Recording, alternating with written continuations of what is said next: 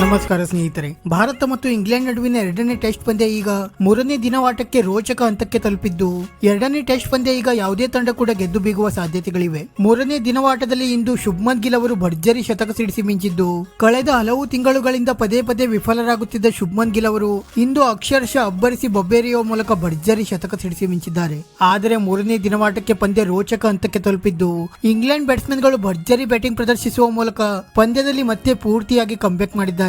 ಹೌದು ಸ್ನೇಹಿತರೆ, ಅದಕ್ಕೂ ಮುನ್ನ ನೀವು ಕೂಡ ಜಸ್ಪ್ರೀತ್ ಬುಮ್ರಾ ಮತ್ತೆ ಶುಭ್ಮನ್ ಗಿಲ್ ಅವರ ಭರ್ಜರಿ ಆಟಕ್ಕೆ ಒಂದು ಮೆಚ್ಚುಗೆ ವ್ಯಕ್ತಪಡಿಸುತ್ತಿದ್ದರೆ ಈ ವಿಡಿಯೋಗೆ ಒಂದು ಲೈಕ್ ಮಾಡಿ. ಮತ್ತೆ ನಿಮ್ಮ ಪ್ರಕಾರ ಭಾರತ ಮತ್ತು ಇಂಗ್ಲೆಂಡ್ ನಡುವಿನ ಎರಡನೇ ಟೆಸ್ಟ್ ಪಂದ್ಯವನ್ನು ಯಾರು ಗೆದ್ದು ಬೀಗಲಿದ್ದಾರೆ ಎಂದು ನಮಗೆ ತಪ್ಪದೇ ಕಮೆಂಟ್ ಮೂಲಕ ತಿಳಿಸಿ. ಸ್ನೇಹಿತರೆ, ನಿಮ್ಗೆಲ್ಲ ಗೊತ್ತಿರುವ ಹಾಗೆ ಭಾರತ ಮತ್ತು ಇಂಗ್ಲೆಂಡ್ ನಡುವಿನ ಎರಡನೇ ಟೆಸ್ಟ್ ಪಂದ್ಯ YS ರಾಜಶೇಖರ್ ರೆಡ್ಡಿ ಕ್ರೀಡಾಂಗಣ ವಿಶಾಖಪಟ್ಟಣಂನಲ್ಲಿ ನಡೆಯುತ್ತಿದೆ. ಈ ಮಹತ್ವದ ಪಂದ್ಯದಲ್ಲಿ ಟಾಸ್ ಗೆದ್ದು ಮೊದಲು ಬ್ಯಾಟಿಂಗ್ ಮಾಡಿದಂತ ಭಾರತ ತಂಡ ತನ್ನ ಮೊದಲ ಇನ್ನಿಂಗ್ಸ್ ನಲ್ಲಿ ಯಶಸ್ವಿ ಜೈಸ್ವಾಲ್ ಅವರ ಭರ್ಜರಿ ದ್ವಿಶತಕದ ನೆರವಿನಿಂದ 396 ರನ್ಗಳ ಬೃಹತ್ ಮೊತ್ತವನ್ನು ಕಲೆ ಹಾಕಿತ್ತು.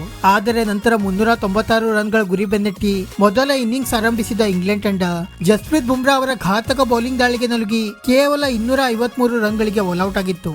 ನಂತರ 143 ರನ್ಗಳ ಮುನ್ನಡೆಯೊಂದಿಗೆ ಎರಡನೇ ಇನ್ನಿಂಗ್ಸ್ ಆರಂಭಿಸಿದ ಭಾರತ ತಂಡ ನಿನ್ನೆ ಎರಡನೇ ದಿನವಾಟದ ಅಂತ್ಯಕ್ಕೆ ವಿಕೆಟ್ ನಷ್ಟವಿಲ್ಲದೆ 29 ರನ್ ಗಳಿಸಿ ಎರಡನೇ ದಿನವನ್ನು ಅಂತ್ಯಗೊಳಿಸಿತ್ತು. ಆದರೆ ಮೂರನೇ ದಿನವಾಟವಾದ ಇಂದು ತನ್ನ ಬ್ಯಾಟಿಂಗ್ ಮುಂದುವರೆಸಿದ ನಾಯಕ ರೋಹಿತ್ ಶರ್ಮಾ ಮತ್ತೆ ಯಶಸ್ವಿ ಜೈಸ್ವಾಲ್ ಅವರು ಬಹುಬೇಗನೆ ವಿಕೆಟ್ ನೀಡುವ ಮೂಲಕ ಅಭಿಮಾನಿಗಳಿಗೆ ನಿರಾಸೆ ಮೂಡಿಸಿದರು. ಮೊದಲ ಇನ್ನಿಂಗ್ಸ್ ನಲ್ಲಿ ಭರ್ಜರಿ ದ್ವಿಶತಕ ಸಿಡಿಸಿ ಮಿಂಚಿದ್ದ ಯಶಸ್ವಿ ಜೈಸ್ವಾಲ್ ಅವರು ಇಂದು ಕೇವಲ 17 ರನ್ ಗಳಿಸಿ ಔಟ್ ಆದರೆ ನಾಯಕ ರೋಹಿತ್ ಶರ್ಮಾ ಅವರು ಕೂಡ ಕೇವಲ 13 ರನ್ ಗಳಿಸಿ ಇನ್ನೊಮ್ಮೆ ಪೂರ್ತಿ ಪ್ರಮಾಣದಲ್ಲಿ ವಿಫಲರಾದರು.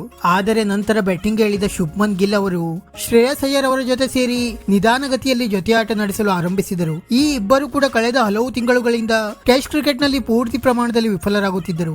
ಆದರೆ ಇಂದು ಭರ್ಜರಿ ಬ್ಯಾಟಿಂಗ್ ಪ್ರದರ್ಶಿಸಿದ ಶುಭ್ಮನ್ ಗಿಲ್ ಅವರು ಒಂದು ಬದಿ ಏಕಾಂಗಿಯಾಗಿ ಹೋರಾಟ ನಡೆಸಿ 147 ಎಸೆತಗಳಲ್ಲಿ 2 ಸಿಕ್ಸರ್ ಮತ್ತೆ 11 ಬೌಂಡ್ರಿಗಳ ನೆರವಿನಿಂದ 104 ರನ್ಗಳ ಭರ್ಜರಿ ಶತಕ ಸಿಡಿಸಿ ಮಿಂಚಿದರು. ಇದು ಶುಭ್ಮನ್ ಗಿಲ್ ಅವರ ಟೆಸ್ಟ್ ಕ್ರಿಕೆಟ್ ನ ಮೂರನೇ ಶತಕವಾಗಿತ್ತು. ಆದರೆ ಶುಭ್ಮನ್ ಗಿಲ್ ಅವರನ್ನು ಬಿಟ್ಟು ಭಾರತದ ಎರಡನೇ ಇನ್ನಿಂಗ್ಸ್ ನಲ್ಲಿ ಯಾವೊಬ್ಬ ಬ್ಯಾಟ್ಸ್ಮನ್ಗೂ ಕೂಡ 50 ರನ್ಗಳ ಗಡಿ ಕೂಡ ದಾಟಲು ಸಾಧ್ಯವಾಗಲಿಲ್ಲ.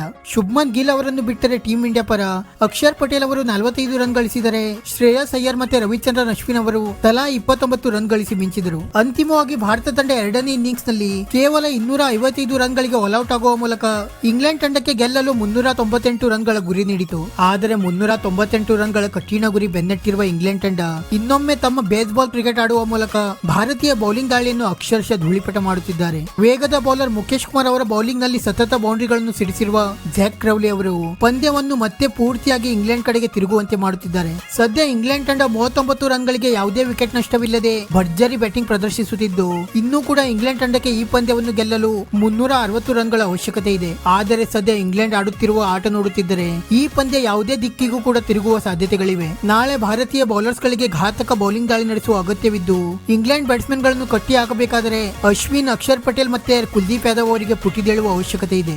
ಸದ್ಯಕ್ಕಂತೂ ಪಂದ್ಯ ರೋಚಕ ಹಂತಕ್ಕೆ ತಲುಪಿದ್ದು, ಯಾವುದೇ ತಂಡ ಕೂಡ ಪಂದ್ಯ ಗೆದ್ದು ಬೀಗುವ ಸಾಧ್ಯತೆಗಳು ಕಂಡುಬರುತ್ತಿವೆ. ಸ್ನೇಹಿತರೆ, ನಿಮ್ಮ ಪ್ರಕಾರ ಭಾರತ ಮತ್ತು ಇಂಗ್ಲೆಂಡ್ ನಡುವಿನ ಎರಡನೇ ಟೆಸ್ಟ್ ಪಂದ್ಯವನ್ನು ಯಾರು ಗೆದ್ದು ಬೀಗಬಹುದು ಎಂದು ನಮಗೆ ತಪ್ಪದೇ ಕಮೆಂಟ್ ಮೂಲಕ ತಿಳಿಸಿ. ವಿಡಿಯೋ ಇಷ್ಟ ಆಗಿದ್ದರೆ ಲೈಕ್ ಮಾಡಿ ಮತ್ತೆ ಚಾನೆಲ್ ಅನ್ನು ಸಬ್ಸ್ಕ್ರೈಬ್ ಮಾಡಲು ಮರೆಯಬೇಡಿ.